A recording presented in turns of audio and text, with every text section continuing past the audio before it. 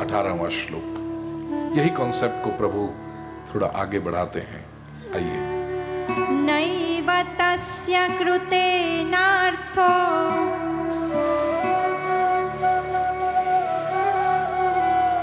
न कृतेनेह कश्चन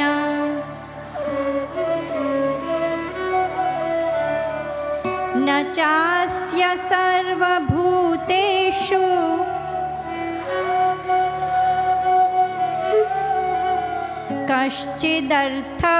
कश्चिदर्थव्यपाश्रयः।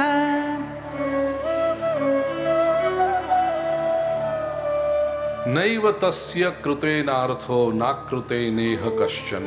इह, इस लोक में, इस संसार में, तस्य, उस व्यक्ति को, कृतेन एव अर्थः न अकृतेन कश्चन, उसको न तो कुछ करने से प्रयोजन है और न ही कुछ न करने से प्रयोजन है। न चास्य सर्वभूतेषु कश्चिदर्थ व्यपाश्रयः, उसको सर्वभूतेषु, प्राणी मात्र के साथ कोई अर्थव्यपाश्रय, स्वार्थ का कोई संबंध उसे नहीं है।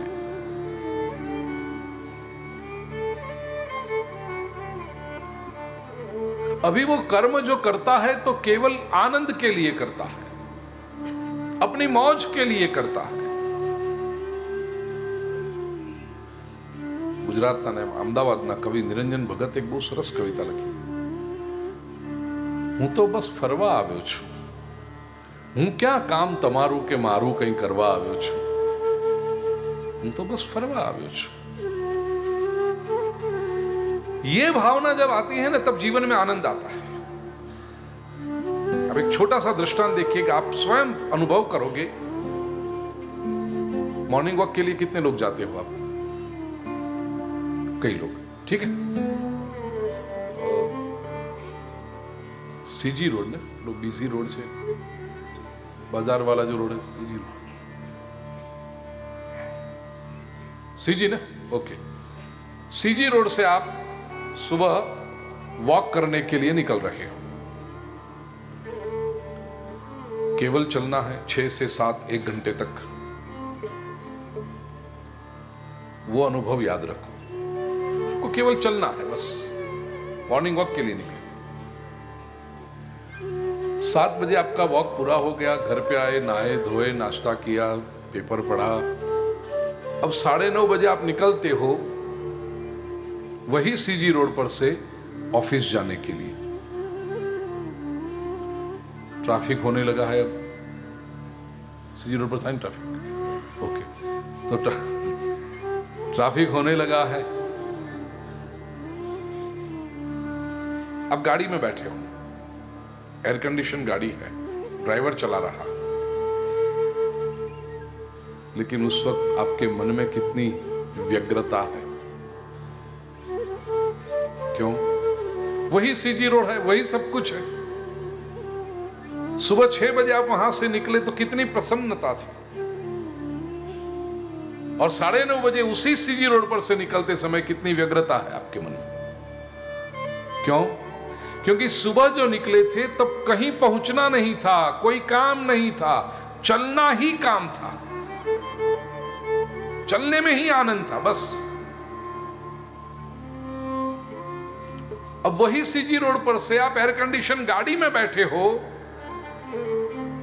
लेकिन आनंद नहीं है। जरा सा भी ट्रैफिक आ गया, एक रेड लाइट हो गई तो क्यों सिग्नल पड़ी 2 मिनट बगड़ से पाछी। अब कहीं पहुंचना है, अब लक्ष्य कहीं और है, आपकी मीटिंग हो रही है, ऑफिस में कोई आपकी प्रतीक्षा कर रहा है। अब चलना वो आनंद नहीं है, अब कहीं पहुंचना है, सकाम कर्म हो गए। सुबह 6 बजे चलने के लिए निकले थे, वो निष्काम कर्म था। હું તો બસ ફરવા આવ્યો છું, હું ક્યાં કઈ કામ તમારું મારું કરવા આવ્યો છું, तो प्रसन्नता थी। लेकिन जब कोई काम आ गया, पहुंचना है, तो स्ट्रेस, टेंशन, ट्रैफिक सब नड़ने लगा आपको। उस वक्त आप ये नहीं सोचते कि कितनी मेहनत की आपने एयर कंडीशन गाड़ी लाने के लिए, कितनी आपका सपना था कि ऐसी गाड़ी आ जाए, वो गाड़ी आप लाए, कितनी पाई पाई बचा के आपने पैसा इकट्ठा किया, बैंक की लोन की, कुछ स्वजनों से उधार लिया, ये सब करके आप गाड़ी लाए हो, तो बैठो ना गाड़ी में। उस वक्त ये विचार आपको आता है कि हाँ, प्रभु की कैसी कृपा है, देखो प्रभु मुझे और 15 मिनट गाड़ी में बिठाना चाहते हैं, ये गाड़ी जो मुझे लानी थी, कितनी मेरी इच्छा थी ये गाड़ी। ऐसा विचार आता है उस समय। ठाकुर की कितनी कृपा है, देखो ठाकुर चाहता है कि मैं ये अपनी मनपसंद गाड़ी में एयर कंडीशन में बैठा रहूं। ऐसा विचार नहीं आता बस तो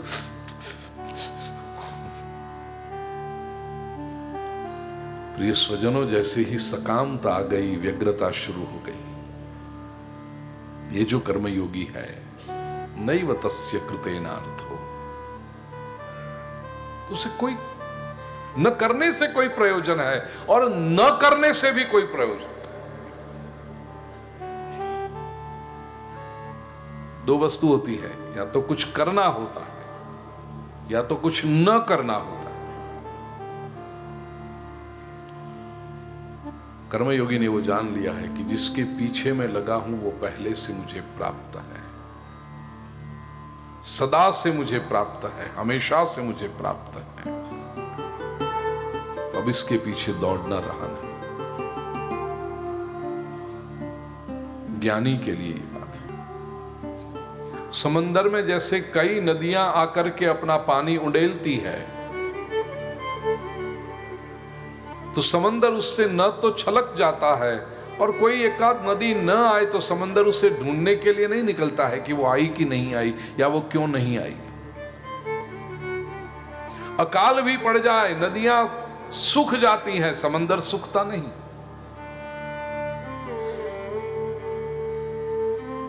ऐसे जो आत्मसंतुष्ट कर्मयोगी है, उसके जीवन में कर्म करने से या कर्म न करने से कोई फर्क नहीं पड़ता है।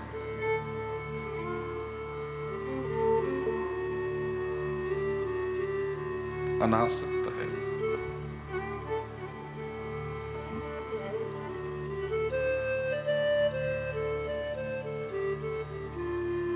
नाटक में कोई कलाकार रोल करता हो, अब वो 3 घंटे का नाटक जो उसे परफॉर्म करना है, उसमें झोपड़ी में रहता हो, फिर वो बड़े बंगले में रहना शुरू करे, फिर उसको बड़ा नुकसान आ जाए, वापस वो छोटे से मकान में रहने को चला जाए। ऐसी ही नाटक की कहानी। तो 3 अलग अलग सेट बदलते हो। शुरुआत में झोपड़ी में रहता है, फिर बड़े बंगले का भव्य सेट बना है, फिर वापस एक छोटे से मकान का सेट आ जाता है, उसमें रहता है। किसी सुंदर व्यक्ति कन्या से उसको प्रेम हुआ, फिर वो कन्या ने उसको धोखा दिया, विरह हो गया, फिर कोई दूसरी व्यक्ति ने आकर के उसको सहारा दिया। ये सारी बातें वो 3 घंटे में परफॉर्म करता है, और नाटक का पर्दा जैसे बंद हुआ, ये कलाकार को कोई फर्क पड़ता है, वाह कितने बड़े बंगले में रहता था, मैं कहां छोटे मकान में आ गया, या ये कितनी सुंदर कन्या थी, प्रेम करती थी मुझे। हो गया पूरा, बिल्कुल स्पर्श नहीं होता उससे। ठीक इस तरह ये पूरी सृष्टि को जिसने 100 साल का नाटक समझ लिया, अब इस नाटक में जो भी पात्र परफॉर्म करना है, जो भी आता है, जो भी जाता है, जो भी आनंद है उसका, आया तो ठीक, गया तो ठीक। नैव तस्य कृतेनार्थो नाकृते नेह कश्चन। जो होता है वो डायरेक्टर ने जैसी सूचना दी है, जो परफॉर्म करना है, जेऊ भजवानो जेऊ भजवीश।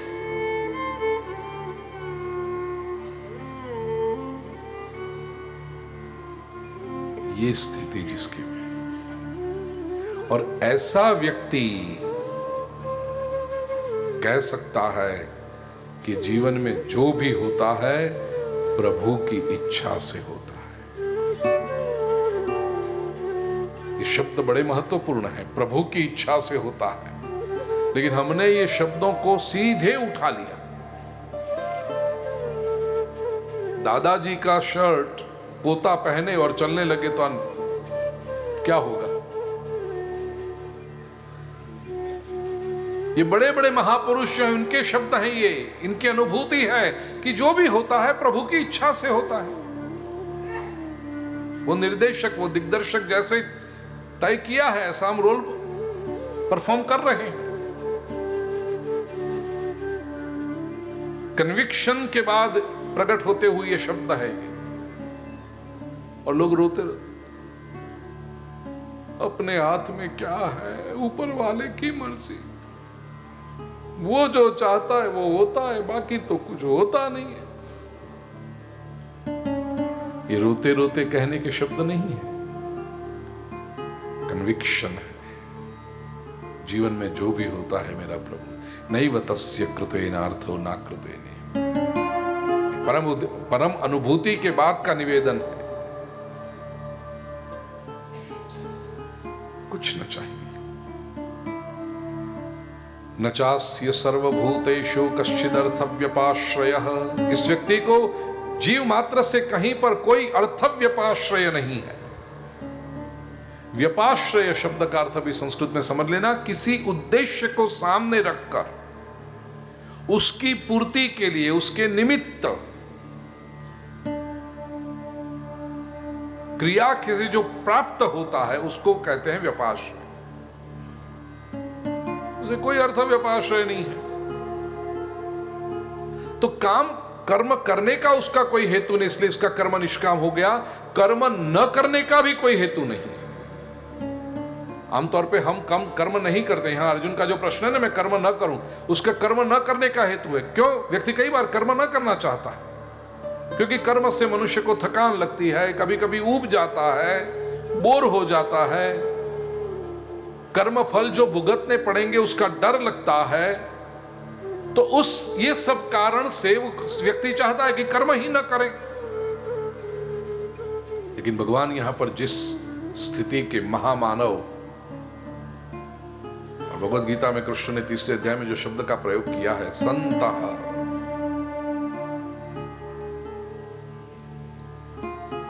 यज्ञ शिष्टाशिनः संतः। ये संत व्यक्ति जो है, महापुरुष जो है, न तो वो कर्म से थकता है, न तो वो कर्म से कभी ऊब जाता है, न तो उससे फल का डर लगता है कि ये कर्म करूंगा क्या फल आएगा, क्योंकि उसको पता है मैं कर्म तो कर रहा हूं, कर्ता भाव को छोड़ के कर रहा हूं, अहंकार को छोड़ के कर रहा हूं, तो फल मुझे आएंगे कहां, मुझे मिलेंगे कहां। उसकी कोई चिंता ही नहीं है। अपने लिए नहीं कर रहा तो फल मेरे लिए आएंगे कहां।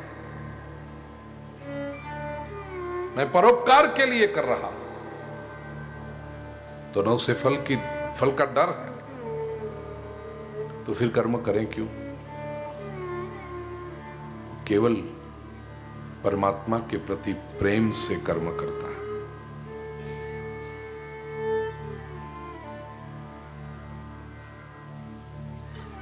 याद रखना, ये प्रेम का संबंध ऐसा है, प्रेम का स्वभाव है। प्रेम हमेशा अपने प्रियजन को सुख पहुंचाने का प्रयास करता है।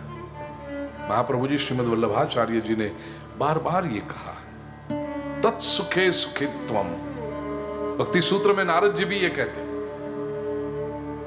मैं जीवन में कर्म कौन सा करूं? महाप्रभु जी कहते हैं मेरे ठाकुर जी को सुख पहुंचे, मेरे प्रभु को सुख पहुंचे। कर्मयोग की श्रेष्ठ अवस्था पे रहे व्यक्ति के जीवन का हेतु भी यह होता है, प्रेम है, अपेक्षा कोई नहीं है। जिस महिला को अपने पति से प्रेम है, उसे न कोई नई साड़ी चाहिए, न कोई नया जेवर चाहिए, न कोई परफ्यूम की बोतल चाहिए, न कोई वो पेंटिंग का सामान चाहिए, कुछ नहीं। जो भी है पर्याप्त है, इनफ है मेरे पास, और जो भी है उससे मैं संतुष्ट हूं। तो क्या वो 24 घंटे अपने घर में हाथ पे हाथ बिठा के ऐसे बैठी रहेगी या पड़ी रहेगी? नहीं। मेरे पति को क्या चाहिए, मेरा पति कैसे प्रसन्न होगा? मेरे पति को घर स्वच्छ चाहिए, मैं घर स्वच्छ कर दूं। मेरे पति को भोजन में ये चाहिए, मैं शाम को उसकी तैयारी कर दूं। मेरे पति को गार्डन अच्छा चाहिए तो मैं गार्डन करूं। अरे स्वयं भी मैं कैसे तैयार रहूं? अपने लिए नहीं, मेरे पति को क्या चाहिए। मैं यदि गुलाबी साड़ी पहनूं तो मेरे पति को बहुत अच्छा मैसेज। संपूर्ण जीवन उसे अपने लिए कुछ नहीं चाहिए। ये कर्म योगी भी इस स्थिति में होता है, उससे कुछ नहीं चाहिए। न उसके सुख का स्रोत बाहर है, वो तो अपने भीतर ढूंढ लिया उसने। तो अब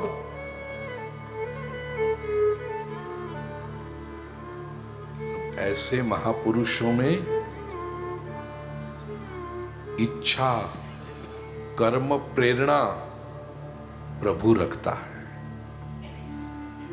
क्योंकि इतनी विकसित भूमिका है। जो विशुद्ध कर्म करता है, वो जो कभी गलत कर्म नहीं करता, दूषित कर्म नहीं करता, जो प्रकृति का ध्यान रखता है, एनवायरनमेंट का ध्यान रखता है, जो दूसरे व्यक्तियों का ध्यान रखता है। अब इतना सुंदर व्यक्ति जो कभी अपने किसी कर्म से नुकसान किसी को ना पहुंचाए, उसे अपना कोई स्वार्थ नहीं है, वो व्यक्ति यदि कर्म करना बंद पड़ कर दे तो भगवान को नुकसान है। ये यूनिवर्स की जो सिस्टम है, कंट्रोलिंग पावर है, सुप्रीम एनर्जी है, उसको नुकसान है कि इतना इवॉल्व मशीन बंद हो जाए। और कर्म करने के लिए इच्छा तो चाहिए। तो ऐसे महापुरुष में कर्म की प्रेरणा परमात्मा देते हैं, और फिर ये व्यक्ति कह सकता है कि अब जो मैं कर रहा हूं प्रभु की प्रेरणा से करता हूं, परमात्मा के लिए करता हूं, मेरे अपने लिए तो कुछ नहीं है। मेरा प्रभु प्रसन्न रहे इसलिए करता हूं। महाराष्ट्र के संत तुकाराम कहते हैं, आता राहिलो उपकारा पूर्ता। अब तो केवल उपकार के लिए जी रहा हूं, कुछ नहीं चाहिए। ऐसे कर्मयोगी जहां पर जीवात्मा और परमात्मा का सम्मिलन आपको दिखाई पड़ेगा, दर्शन होंगे उसके। जीवात्मा की कृति शक्ति और परमात्मा की इच्छा शक्ति से जिसके जीवन में कर्म हो रहे हैं,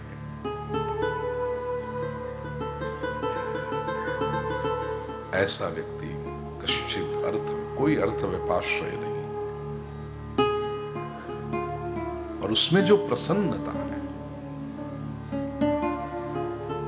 भगवान श्री कृष्ण 19वें श्लोक में अर्जुन से अब सीधी आज्ञा करते हैं, अर्जुन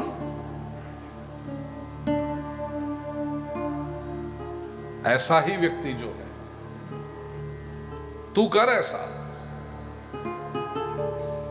19वां श्लोक, तस्मादसक्तः सततं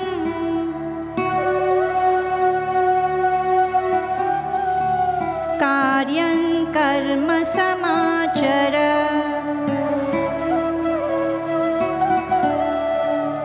असक्तो ह्याचरन् कर्म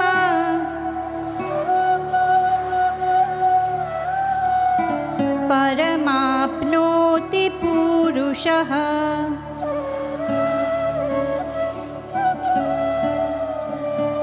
अनुष्टुप छंद का श्लोक है, 32 अक्षर के होते हैं, 8-8 अक्षर के 4 चरण होते हैं। भगवान श्री कृष्ण ने तीसरे अध्याय के ये 19वें श्लोक में असक्त शब्द 2 बार प्रयोग किया। भाषा का, विशेष करके साहित्य का, और उसमें भी काव्य का एक धर्म होता है कि शब्दों की पुनरुक्ति नहीं करते। वाक्य में भी एक ही शब्द 2-3 बार आए तो वो अच्छे लेखक का या अच्छे वक्ता का प्रमाण नहीं है। तो देखिए यहां पर भी अच्छे लेखक का या अच्छे वक्ता का, एक अच्छे निकालो, अच्छे लेखक का या वक्ता का प्रमाण नहीं है। शब्दों की पुनरुक्ति ना हो। भगवान श्री कृष्ण क्या नहीं जानते हैं? असक्त शब्द 2 बार इस श्लोक में आया। तस्मात् असक्त सततम कार्यं कर्म समाचर। तस्मात्, देयरफॉर, जो आगे के श्लोकों में मैंने संवाद तेरे साथ किया अर्जुन, तुझे समझाने का प्रयास किया, तदनुरूप देयरफॉर असक्तः कार्यम सततम कर्म समाचर। इसमें भी संस्कृत व्याकरण की दृष्टि से देखोगे आप, असक्तः, असक्त का अर्थ है अनासक्त, आसक्ति रहित। सक्तः એટલે आसक्त, संस्कृत में इतना समझ लेना। सक्त का अर्थ है आसक्त, बंधा हुआ, अटैच्ड, और असक्त अनासक्त, अनअटैच्ड। असक्त सततम कार्यम कर्म समाचर। ये 3 शब्दों को भी देखिए, कार्यम कर्म समाचर। कार्यम में आ गया बात, ये तेरा कार्य है। अब कार्यं कर्म, करने जैसा कर्म। ओके, कार्यम कुरु कहते थे, चलता है ना, कार्य कर। कार्यम कर्म समाचर, करने जैसा कर्म अच्छी तरह से कर।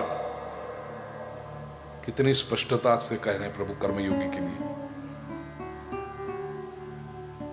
और सततम कर्म, सततम कार्यम कर्म समाचर। सतत, हमेशा, एक क्षण भी तेरे जीवन का बिना कर्म के नहीं जाना चाहिए। कहां भगवान श्री कृष्ण भगवत गीता में कर्म की इतनी महिमा करते हैं, और कहां हम वही भगवान के भक्त कहलाते हुए लोग, और जो कुछ नहीं करता उसको कहते हैं वो तो भगवान का आदमी है, कुछ नहीं करता। जो कुछ न करे वो भगवान का आदमी।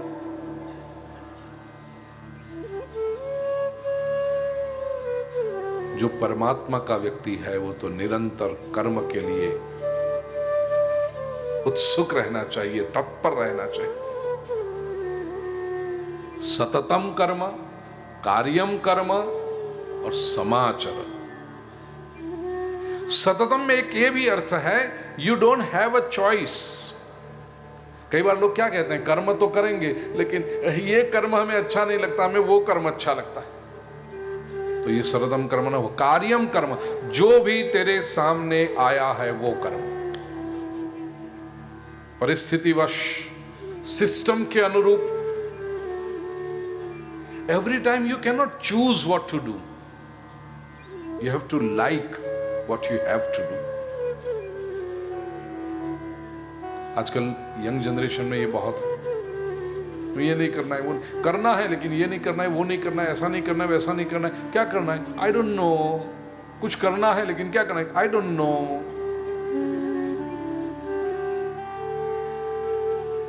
जो भी सामने है वो कर, सतत कर। You can not be selective about कर्म। अर्जुन यही करना चाहता है ना, वो कर्म करने की मना नहीं कर रहा है। वो क्या करता है, मेरा जो कर्म यहां पर अभी कुरुक्षेत्र के मैदान में आया है क्षत्रिय के रूप में, युद्ध करना है धर्म के लिए, वो छोड़कर मैं क्या करूंगा? भैक्ष्यमपि हलोके, मैं भिक्षा मांगूंगा। तो भिक्षा मांगने का कर्म तो हुआ ना। कर्म करने से अर्जुन मना नहीं कर रहा है, लेकिन जो कर्म सामने आया है वो नहीं करना है, मैं कुछ दूसरा करूंगा। ये कैसे चलेगा?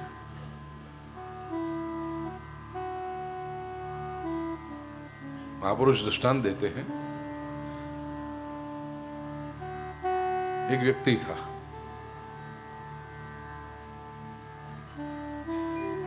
घर में कुछ तकलीफ हुई, भाइयों में प्रॉब्लम हुआ, सब समस्याएं खड़ी हुई, तो महापुरुष के पास गया। हिंदी में ऐसा कहा जाता है कि घर में हुई खटपट तो चले बाबा के मठ, नहीं तो कौन महाराजों को याद करें। तो तभी तो हमें याद आते हैं ना ये सब। गया किसी महाराष्ट्री के पास, स्वामी जी के पास, और कहने लगा कि बड़ा उगता गया हूं, घर में जो समस्याएं हैं, रोज दिन उठे और ये प्रॉब्लम है, वो प्रॉब्लम है, बिजनेस का प्रॉब्लम है, भाइयों में वो है, बड़ी भाभी ये बोलती हैं, छोटी भाभी ऐसा बोलती है, वो ऐसा करते हैं। महाराज बस अब तो मैं आपके पास आ गया, आप मुझे सेवा दीजिए बस। महाराज ने कहा ठीक है, आश्रम में रहने की तो चिंता नहीं है, लेकिन कुछ करना तो पड़ेगा। कहते हाँ करूंगा ना महाराज। महाराज ने कहा जा देख ले, आश्रम में अलग अलग प्रकार की सब सेवाएं चल रही हैं, उसमें तुम्हें क्या पसंद है देख लो।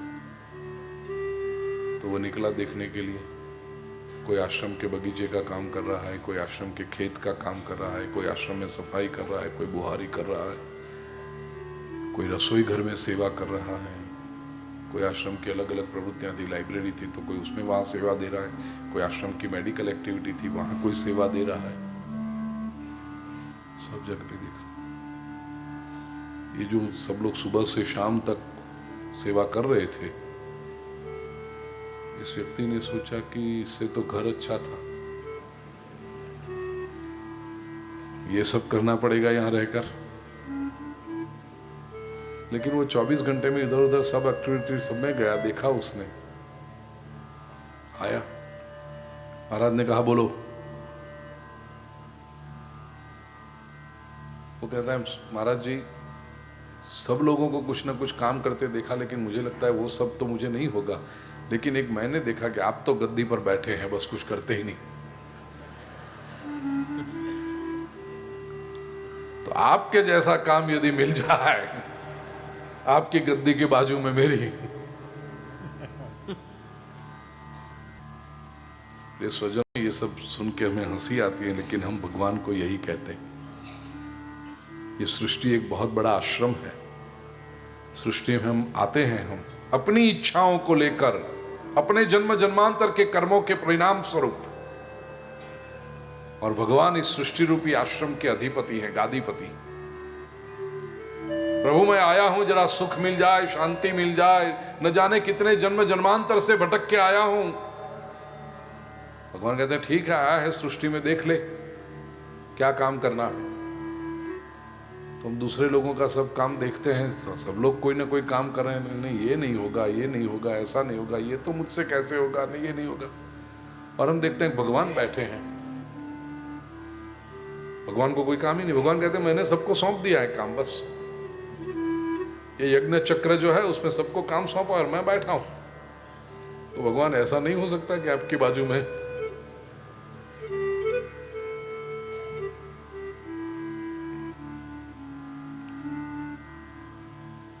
प्रश्न यहां पर यह उठ सकता है, भगवान जो कहते हैं असक्त, अनासक्त होकर, असक्तो याचरण कर्म परम आपनोति पुरुषः। तीसरी बार देखो असक्त कहा तीसरे चरण में, अनासक्त होकर व्यक्ति पुरुषः कर्म आचरण परम आपनोति, व्यक्ति अनासक्त रह करके कर्म करते हुए भी परम को पा लेता है। He attains the supreme। अब प्रश्न यह होता है कि व्यक्ति यदि अनासक्त हो, अनअटैच्ड हो, उसे कोई अपेक्षा ना हो, निष्काम हो, आसक्ति से रहित हो, तो फिर वो कर्म करे क्यों?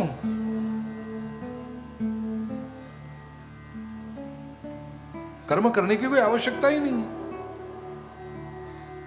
उसके कर्म का हेतु यही है, परम आपनोति पुरुषः। ये सृष्टि का चक्र मेरे परमात्मा ने शुरू किया है,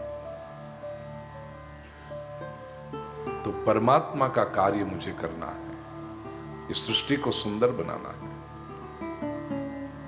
इसलिए देखो, कर्म छोड़कर भागने की, जीवन छोड़कर भागने की बात करने वालों को हमने धार्मिक समझ लिया। यह बहुत बड़ी भ्रांति है। शास्त्रकारों ने कभी ये नेगेटिव एटीट्यूड रखने वालों को धार्मिक कहा ही नहीं। व्यक्ति की 80-85 वर्ष की उम्र हो गई हो, कुछ करने को बचा ना हो, दुकान भी पुत्रों ने संभाल ली है। ये 85 वर्ष के बुजुर्ग दुकान में जाते हैं तो पुत्र कहते हैं घरे जिन बे हो कहीं काम न थी। वो तो चाहता है कि दुकान में जाए, लेकिन पुत्र कहते जाओ, यहां भी नहीं। ये जो बैठा है उसको लगता है क्या करूं, तो दिन में 15 बार हे प्रभु अब उठा ले, हे प्रभु अब उठा ले। ऐसी जो बात करें ना, घर वाले सबसे कहते हैं अभी तो बाबूजी को कोई मोह माया रही ही नहीं, सब छूट गया है उनका। दिन में 15 बार कहते हैं प्रभु उठा ले, प्रभु उठा ले। बोलो हम क्या कहते हैं जी? किसको मोह माया नहीं रही, भगवान के हो गए। कौन हो गया? जो बार बार कहता हो प्रभु उठा ले, वो प्रभु भगवान उसको कहता होगा तुझे उठा कर मैं करूं क्या, तू पड़ा रहे वहां पर।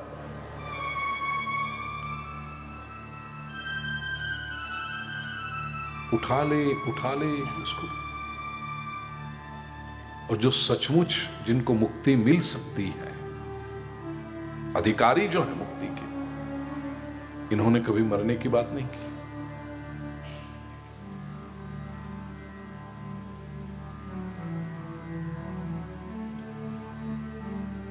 पृथिव्यां पुत्रास्ते जननी बहवः सन्ति सरलः परन्तेषां मध्ये विरलतरलो हन्त वसुत मदीयो यन्त्यागः समुचितमिदन्नो तव शिवे।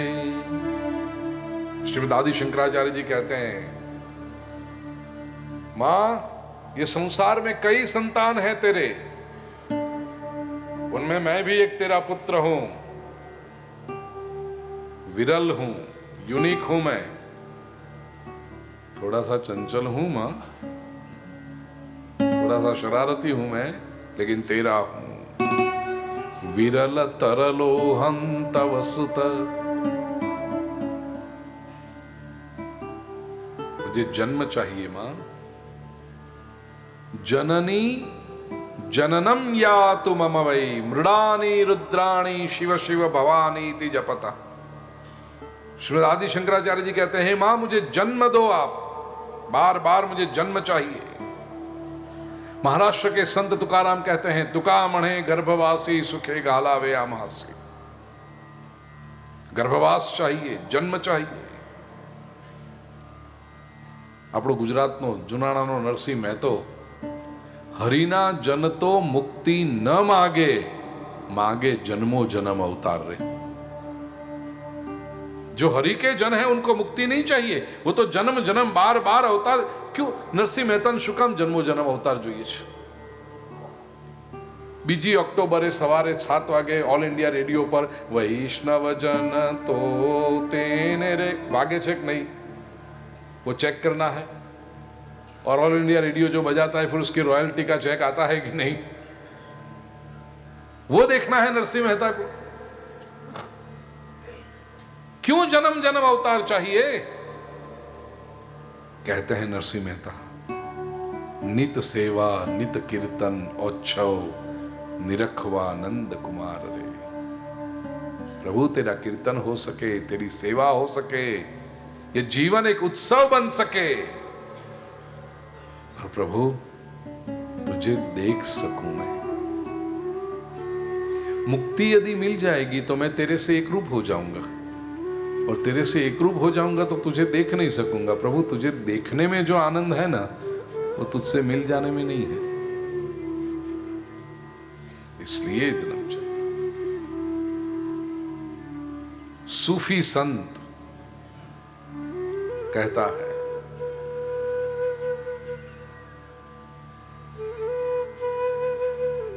बागे जन्नत से इस जहां में भेजा क्यों कर, कारे जहां दराज है अब मेरा इंतजार कर। संसार में प्रभु तूने भेजा ना मुझे, बागे जन्नत से, जन्नत स्वर्ग, बाग बगीचा, स्वर्ग के उस बगीचे में से इस सृष्टि में, इस जहां में तूने भेजा ना प्रभु। बागे जहां से, बागे जन्नत से इस जहां में भेजा क्यों कर, अब कारे जहां दराज है। कार कार्य कर्म, जहां दुनिया, सृष्टि का बहुत काम करना बाकी है, सृष्टि को सुंदर बनाना है, सृष्टि की सेवा करनी है। भगवान कह रहे हैं कि तू आ जा, बहुत अच्छा जीवन तेरा बन गया, आ जा, अब तू मेरा इंतजार कर। कारे जहां दराज है तू मेरा इंतजार कर। जन्म चाहिए, नेगेटिविटी नहीं, लेकिन जो कर्म करें वो अनासक्त होकर करें,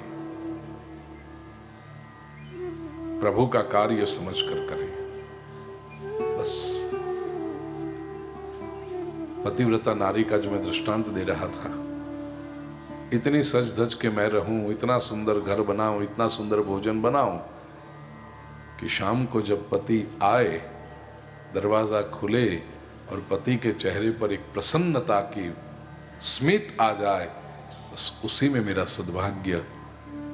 ठीक इसी तरह जीवन भर अनासक्त होकर ऐसे सत्कर्म करें, परोपकार के कर्म करें, प्रकृति के कर्म करें कि जब भी परमात्मा सामने खड़ा हो, साक्षात्कार हो जाए और मेरे जीवन को देखकर परमात्मा के मुखारविंद पर एक प्रसन्नता का स्मित आ जाए, यही मेरे जीवन की धन्यता है।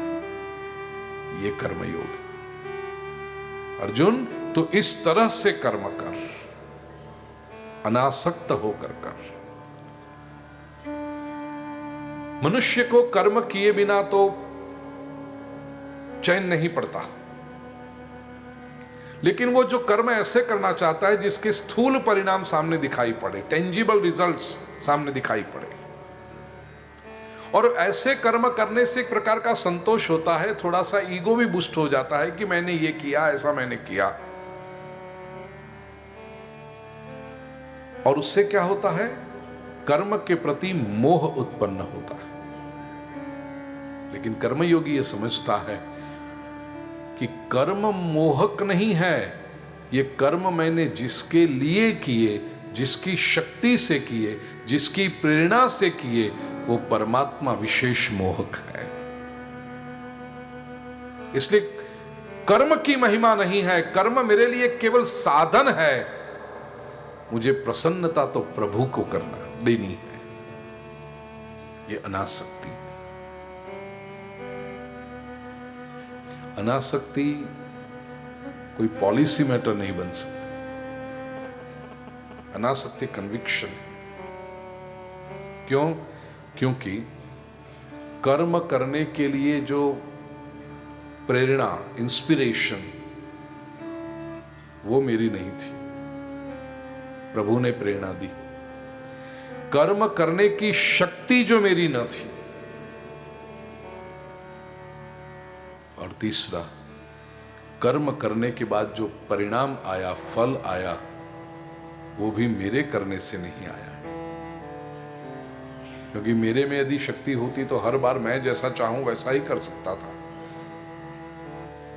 लेकिन कर परिणाम भी देने वाला, प्रेरणा मेरी नहीं है, शक्ति मेरी नहीं है और परिणाम मेरा नहीं है, तो फिर कर्म मेरा कैसे हो सकता है?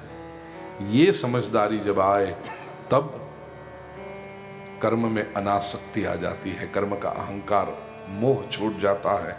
और दूसरा एक रास्ता है कि अच्छे कर्म जो निरंतर करता रहे, अच्छे कर्म करना जिसका स्वभाव बन जाए, वो कर्म से अपने आप अनासक्त हो जाता है, वो कर्म से चिपकता नहीं, उसको अहंकार भी नहीं आता, कर्म का मोह भी नहीं रहता। जुगनू जो होता है, जुगनू आगियो, उसको अपने तेज का अहंकार हो सकता है, क्योंकि वो तेज रात भर के लिए, और वो भी स्थिर नहीं है, चमकता है बंद हो जाता है, चमकता है बंद हो जाता है। सूर्य को अपने तेज का अहंकार हो सकता है। सूर्य कहेगा I can not be otherwise, इसके सिवा, उसके अलग, इससे विपरीत मैं हो ही नहीं सकता। मैं यदि हूं तो तेजस्वी हूं। सूर्य को तो सत्कर्म जिसके लिए स्वभाव बन गया, उसको फिर उसका मोह नहीं रहेगा। ऐसी अनासक्ति हमारे जीवन में आनी चाहिए। अगला श्लोक हमने 20वां श्लोक। अर्जुन का एक स्वभाव है, भगवान जब कोई उच्च आदर्श की बात करते हैं ना, तो अर्जुन हमेशा पूछता है कि प्रभु आप ये बता रहे हो, doesn't it all sound very unrealistic, very idealistic? सुनने में तो बड़ा अच्छा लगता है ये सब, लेकिन क्या ये संभव है? ये मनुष्य कर सकता है ऐसा? और यदि किया होगा तो कौन है ऐसा जिसने ऐसा किया? प्रभु हमारे लिए कोई रोल मॉडल बनाओ ना। आप थियोरी तो बहुत अच्छी बता रहे हो, लेकिन ऐसा कोई व्यक्ति है जो इस मार्ग पर चला हो, उसमें सफल हुआ हो, ताकि हम उसका अनुकरण कर सकें? तो भगवान